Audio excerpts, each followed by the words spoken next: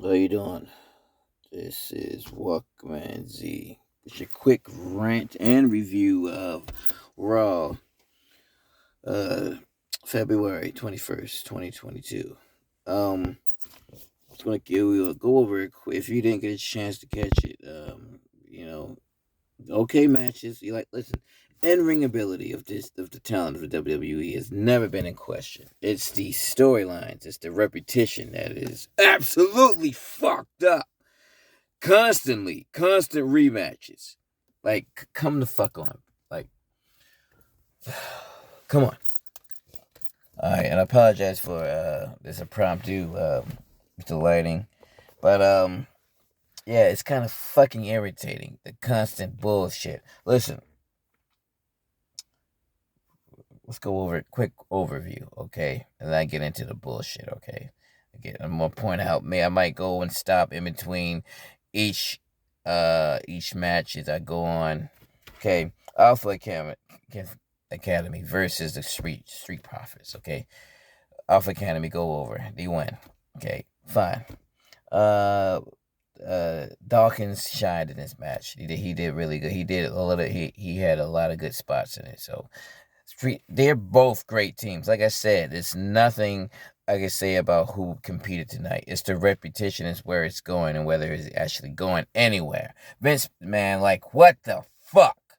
So it's like just because you made $1 billion, all right, that means you can just treat us like a bunch of fucking idiots, a bunch of damn kids.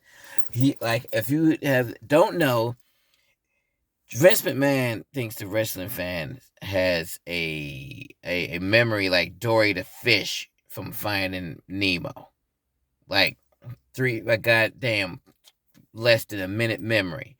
One of the reasons why we were so captivated, or one of the reasons why we're captivated with wrestling and episodic wrestling, it was this 1500 episode of Raw last night.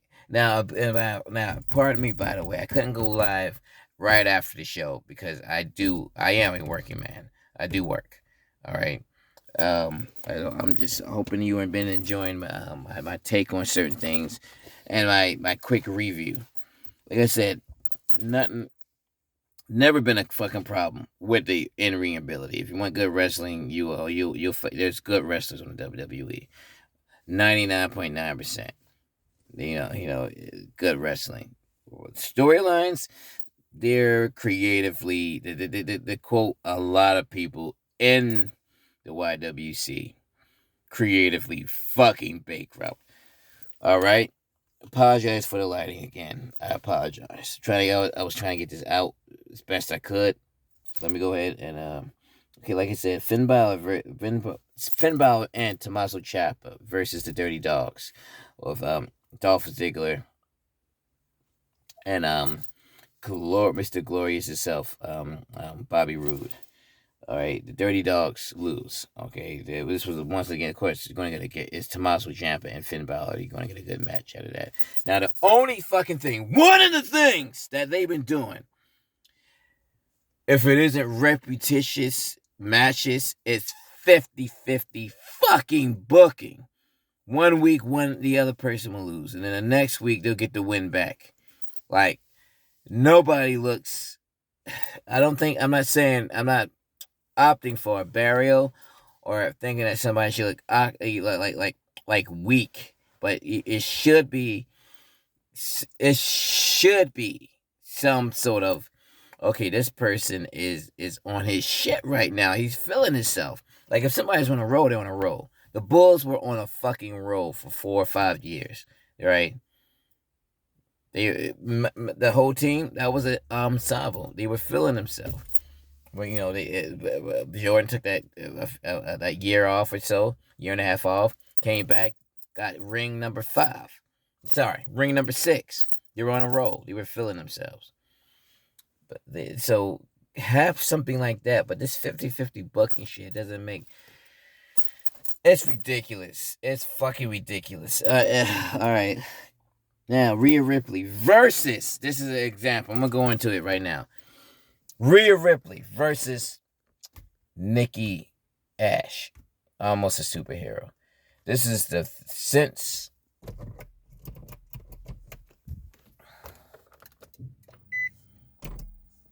Excuse me. It's my fault. Since she turned heel, Nikki Ash had actually turned heel about 3 weeks ago. And this is their third time fighting. Hold on. Yeah, including the pod. They had the elimination chamber. She actually pinned Ripley, gave her the riptide, gave Nikki Ash the riptide. So yeah, she has been pinned. This is the third time that Ripley has pinned Nikki Ash. It's overkill. What usually the heel turn gives some sort of momentum to the person for a little bit. She already defeated Ripley. Defeated her. This is the third time. Pinned her three times. What the fuck? Let me give you an example. I got your dates here. This is something that's already been brought up. The New Day and the Usos, always a great match. Of course. Let's just go like the last 4. All right? Usos versus the New Day. They fought once, January. Okay? Before that, December 17th, they fought. October 29th. You talking about within 4 months, they fought four times. And so, let's just give it an example. And I'm not ass kissing or nothing, but the fucking Lucha Brothers and the Young Bucks, since the inception of AEW, which has been 3 years now, they fought twice. Now, I'm not saying they don't have rubber matches, which are fine. They do have rubber matches. They just had a rubber match with Dante Martin and big Powerhouse Hobbs. My fault. Powerhouse Hobbs. They had a rubber match. All right, to see who will be qualifying for the face of the Revolution ladder match. Okay, so Powerhouse Hobbs have 2 victories over Dante's 1. That's a rubber match. Okay, I'm fine with shit like that. And it was spaced out. It was a story. Okay, but this is just. It don't seem to be no story with Nikki Ash and Rhea Ripley. Like, all right, I'm stronger than you. I'm better than you. Boom, you're a fucking idiot, a fucking dumb bitch in a fucking cape. Fuck off. That's what it seemed like. That's how it comes off. That's how, Nikki Ash is an absolute loser. Can we get the crazy Nikki Ash that we knew the black and gold NXT that we fucking miss? All right. Now, Belair faces Doudrop, I believe for the 4th time. What the fuck? The 4th time. She beats her. All right. Kevin. Then that's the main Edge. Before the main event. Edge throws out a open challenge for WrestleMania. He teases that it might be Cody, and if you look at my last rant about Cody, I hope to God you did not sell your soul to Vince again. But not gonna lose soup over it, and you don't owe us anything. But fuck if you did. What the fuck? But anyway, let me stop doing it. You're gonna think like I'm not doing some fucking amateurish fucking Beaver Man directing, Mr. Dunn directing. Anyway, he throws out an open challenge. He teases with this phenomenal the phenomenal one, and he teases that it might be Cody. He says undeniable. He uses that term because that's something that Cody had said before. Undeniable. So Edge throws out an open challenge for WrestleMania.